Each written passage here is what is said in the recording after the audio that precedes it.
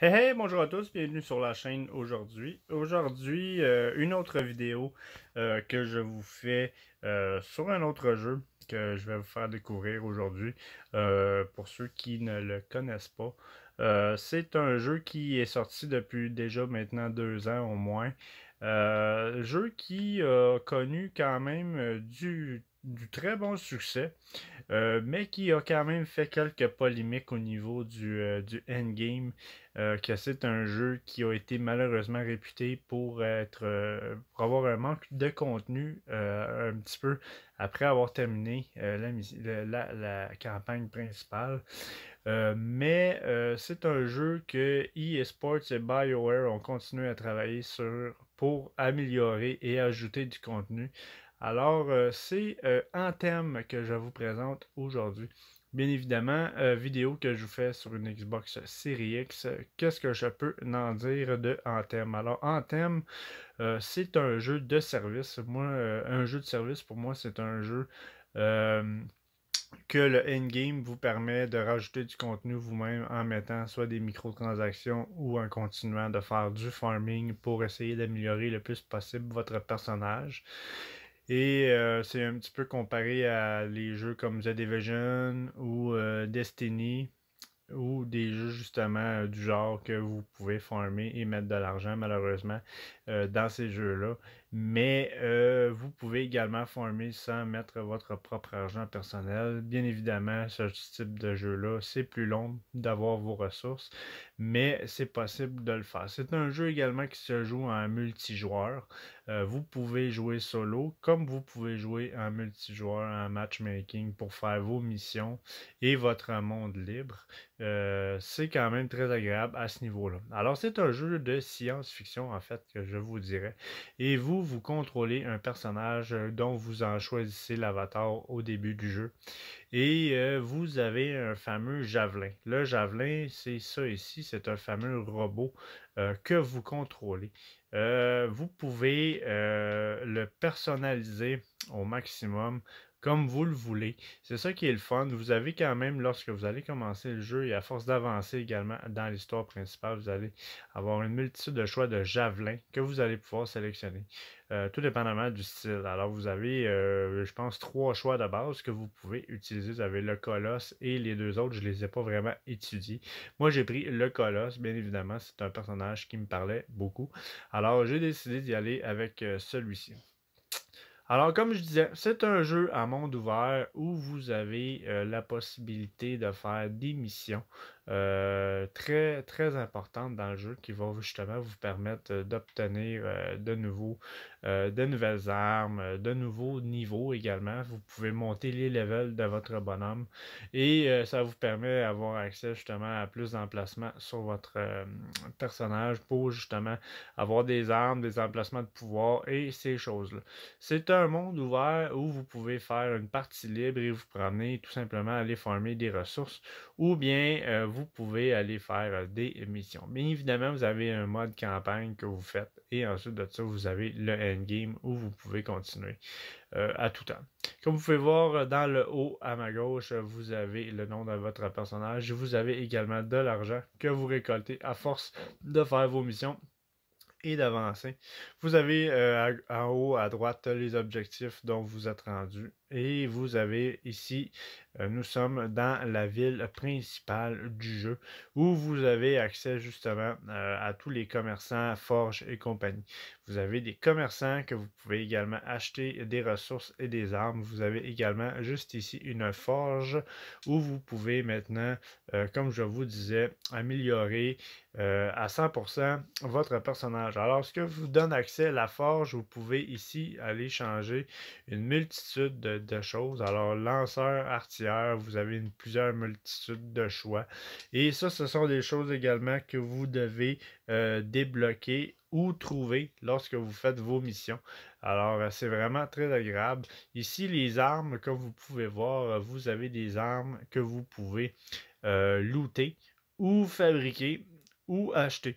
Alors, vous avez vraiment ces trois possibilités-là.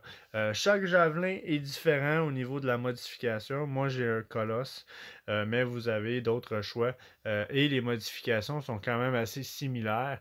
Mais au niveau des armes et tout, le style de jeu est différent vraiment d'un javelin à l'autre. Alors, moi ici, j'ai lanceur lourd. Vous avez différents pouvoirs que vous pouvez acquérir. Bien évidemment, vous avez des modes de rareté. Alors, vous avez du commun qui est blanc. Ensuite de ça, vous avez le vert, le bleu, le mauve et le jaune. Ça, c'est plus que vous montez dans vos couleurs, plus que l'équipement est bon et très rare. Alors, vert rare, bleu très rare, mauve c'est épique et jaune c'est légendaire. Et c'est un petit peu ce genre de jeu-là. Alors, vous farmez, vous faites des missions. Bien évidemment, une fois la campagne terminée, vous continuez à faire ces missions-là pour améliorer le personnage, en fait, votre colosse, votre javelin.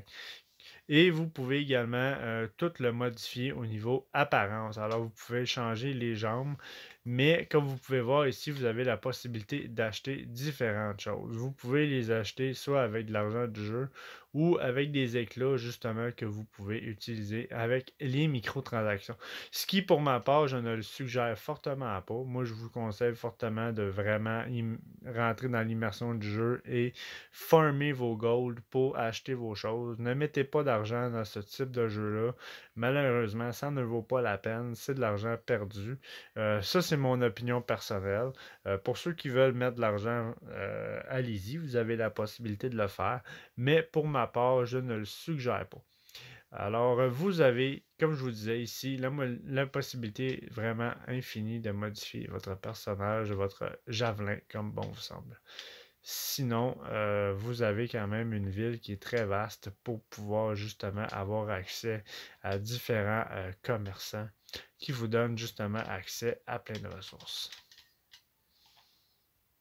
Vous pouvez également parler avec la plupart des citoyens de la ville. Ça vous donne également des points de loyauté, freelancer, sentinelle et arcanique. Vous avez plusieurs peuples dans la même ville et le but étant de pouvoir bâtir des relations avec les différentes clans dans cette ville-là. Bien évidemment, chaque clan va vous donner une multitude de sortes de missions auxquelles vous allez pouvoir faire et farmer. Là, il n'y a pas de, je vous dirais, il n'y a pas de préférence au niveau euh, de quel clan accepter ou quoi que ce soit. La plupart des clans vont vous donner les missions importantes du jeu et chaque mission a son pesant d'or. Vous avez la possibilité vraiment de choisir ce que vous voulez faire. Mais une fois, je vous dirais, concentrez-vous sur la mission principale du jeu pour commencer. Et ensuite de ça, lorsque vous allez avoir terminé le mode campagne, là, vous allez vraiment pouvoir décider de vous lancer dans les 1001 autres missions que vous pouvez faire pour justement faire du farming de ressources, ramasser du gold pour justement monter votre personnage. Et ce qui est vraiment agréable, c'est que c'est pas un genre de jeu où lorsque vous tuez des bébites, vous lootez par terre. C'est pas comme ça que ça fonctionne. En fait, ça fonctionne que lorsque votre mission est terminée, c'est là que vous savez qu'est-ce que vous avez récupéré comme butin. Alors, ça apparaît dans votre inventaire. Et si vous êtes chanceux, à force de jouer et d'avancer, vous allez pouvoir looter du matériel de plus en plus supérieur à qu'est-ce que vous possédez déjà. Et tout est une question de niveau également. Comme moi, je suis niveau 5 en ce moment. Les objets que vous pouvez récupérer sont quelques niveaux plus hauts, bien évidemment. Ça ne vous empêche pas de les utiliser, par contre. Mais plus que votre niveau est haut, plus que les créatures que vous allez affronter vont être difficiles. Et également, plus que le loot va être intéressant. C'est sûr qu'en début de jeu, le loot n'est pas très intéressant. Mais à force d'avancer, vous allez obtenir vraiment une multitude de belles choses que vous pouvez mettre sur votre javelin. Et c'est un jeu qui est quand même rempli de possibilités infinies pour ce qui est de la modification de votre javelin. Alors, pour Anthem, très bon jeu dans l'ensemble. C'est un jeu, par contre, que très souvent, ça arrive que lorsque vous y jouez, vous vous faites déconnecter du serveur EA pour une raison inexpliquée. Tu sais, moi, je le joue sur une série X avec une excellente connexion Internet.